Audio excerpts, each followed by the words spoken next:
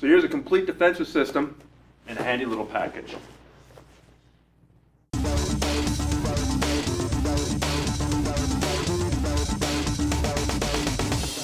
Okay, so now we're going to talk about defense, Stefan.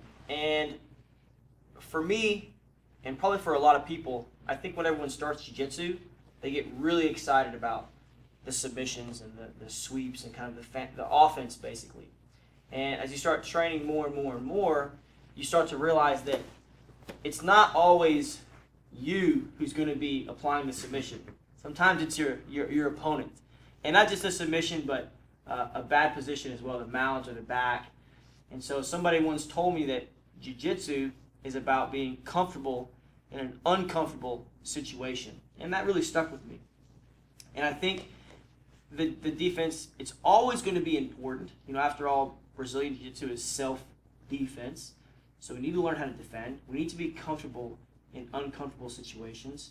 And particularly against bigger, stronger people, it's I'm not going to say that it's guaranteed, but you have to be ready for someone to pass your guard. Not that you're going to let them, not that that's part of your strategy, but it's going to happen at some point. And you don't want to freak out when that does happen. You don't want to freak out. You have to be able to survive.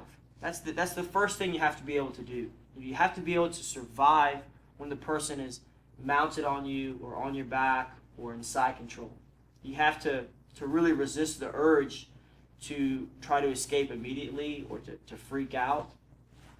You have to be able to defend and to evade, you know, your opponent's attacks and even escape off of those movements that your opponent makes. And I think people sometimes downplay the benefit of defense. It's kind of like people train like this, I think. Well, and I say this because this is how I used to train.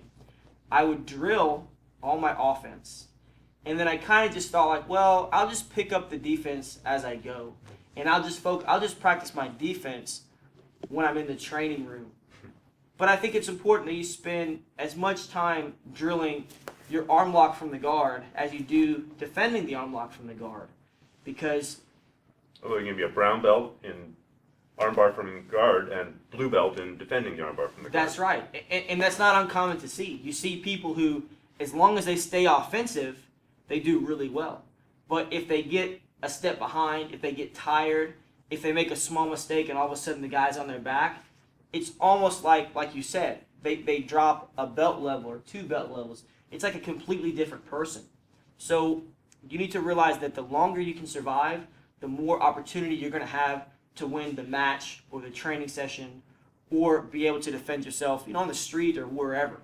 So it's really important to focus on the defense, and that's what we're going to do now.